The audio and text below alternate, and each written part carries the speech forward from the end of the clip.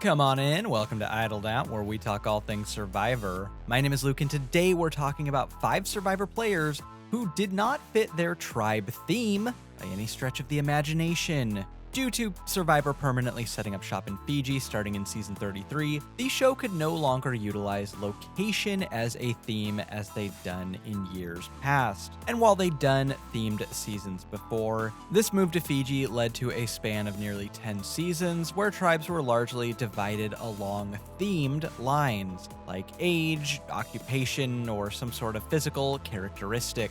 Now, I tend to like tribe themes, but the thing is, Survivor casting casts first, then works their existing cast into the theme they've come up with. Sometimes they let the cast inspire the theme. This is the right way to do things so that you get the best cast possible, but it sometimes leads to players being arbitrarily shoved into a themed tribe because they just need to fill a particular spot. It's a delicate balancing act because the tribes also need to be balanced physically as well as for personality and archetype. And because they can't exactly just say, yeah, we know they don't fit at all, but we liked them and wanted them on the cast. We often get Jeff doing bigger stretches than my cat waking up after a 3-hour nap to justify why X person is on Y tribe.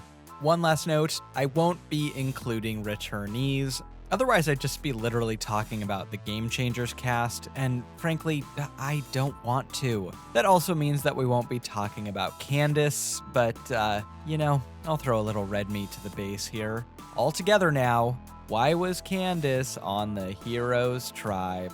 Which bronze weren't brawny and which heroes weren't so heroic? Let's find out. All that said, let's dig in to 5 survivors who did not fit their tribe theme, at all. At number 5 is Chrissy as a hero in Survivor Heroes vs. Healers vs. Hustlers. In this season, the show used players' occupations to divide them into one of 3 tribes based on their career. People who are heroic, people who heal, and people who hustle. Wow, and with such clearly defined lines in the tribe divisions with no room for confusion, it's nuts that I'm even talking about this. Despite this quite clearly being Survivor running out of steam in the tribal division department, most of these people actually do fit their theme. On the Healers tribe, we got a doctor, a nurse, a social worker. I mean, it mostly checks out. The Hustlers tribe is frankly a bunch of leftovers who didn't fit anywhere else. Bellhop, celebrity assistant, small business owner, they probably hustle. And the heroes are all inspiring in their own way. An Olympian, an NFL player, Marine, firefighter. These are all careers people look up to and idolize. As for Chrissy, her heroic job is an actuary. The noble, selfless, heroic duty of saving those poor, helpless insurance companies money. Despite everyone else's justification being their career, pre-season, Jeff justified Chrissy's inclusion on the Heroes tribe by playing into the mom angle, as well as her breaking the glass ceiling in a male-dominated profession. I think that's as good as an explanation as you could get, but it's actually funny how defensive Jeff is in interviews when asked about this. Quote, "The reason Chrissy is a hero in my eyes? It's a list. She's one of the most amazing women I've ever met. She broke the glass ceiling in terms of business. She's extremely successful in her career. She makes a lot of money, uber smart, stops, decides to have a family, has kids, raises them, and then says, okay, I'm ready to go back into work, goes back in, then kicks ass again. That's a hero on so many different planes. Pick one." Okay, Jeffrey, calm down. If you gotta go on a paragraph-long diatribe to justify something that should be easily summed up in a chyron, maybe your argument is a tad weak. It's okay, this theme is pretty weird anyway. Anyway, shout out to all the actuaries out there. You're officially way more heroic than our country's doctors, nurses, social workers, small business owners, and diversity advocates. Jeff cosigns. At number 4 is Ty in Survivor Korong, who was placed on the Beauty tribe in this Brain vs. Brawn vs. Beauty themed season. No shade to Ty, beauty is completely subjective, but the Beauty tribe in both seasons they divided tribes this way consisted exclusively of young, conventionally attractive models and NFL cheerleader types.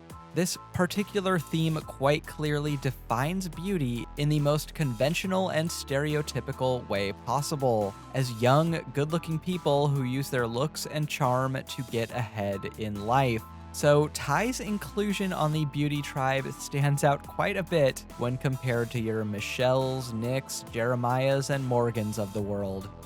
I just think, my God, when I go home, people say, huh? That made a mistake. Why are they putting you on a beauty tribe? Now, in all fairness, Korong took a few risks in how they divided players for the theme, and then let the audience come to their own conclusions.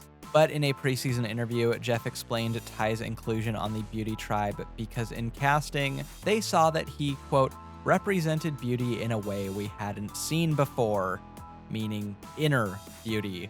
Ty's optimistic and inspiring worldview, his wholesome essence. I guess if you're going to put anyone on the history of Survivor on a tribe for their inner beauty, Ty is a pretty good candidate. But inner beauty? Come on.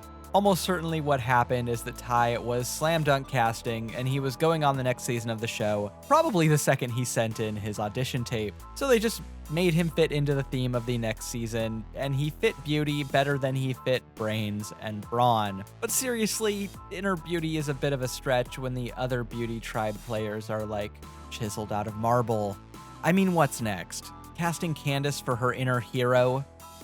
Okay, I'm sorry. I just can't help myself.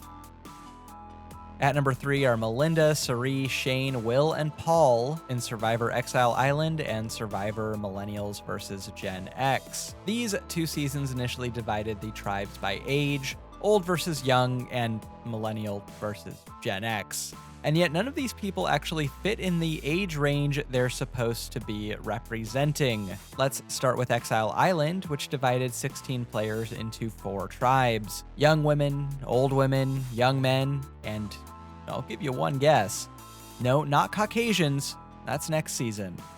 It's old men. The divisions lasted 1 episode and hardly impacted the season at all, but still, 35-year-old Sari, 34-year-old Shane, and 32-year-old Melinda on the Prune Juice tribe is just absurd. To add insult to injury, Melinda, 32, is on the older woman's tribe, but Bobby, also 32, was on the young men's tribe in what is probably Survivor's most unwitting social commentary ever. Similarly, Millennials vs. Gen X had 2 players who are not Millennials or Gen Xers. Will is on the Millennials tribe despite being born in 1997, which is generally considered the very beginning of Gen Z. And Paul was born in 1963, making him a very late boomer.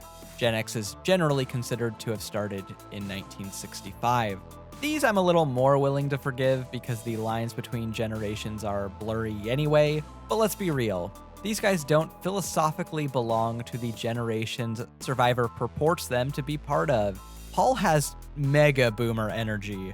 Quintessential guy who bought a house for $18 and a 6-pack of beer in a handshake deal, but then says millennials are entitled for not wanting to pay $500,000 for a craftsman in Iowa. And Will in his bio says that, quote, millennials are creative, resourceful, intelligent, and above all else, adaptable. Yeah, no millennial would ever say that. The real millennial answer to that question belongs to Taylor, who says, quote, we invented the words sicky sicky, nar nar, ratchet, clutch, bay, and LOL. We are all around epic. Yeah, there's the millennial answer. All 5 of these players were worthy additions to their respective casts, so it's not like I'm mad about it, but maybe they just should have saved Paul and Will for the Boomer versus Zoomer season.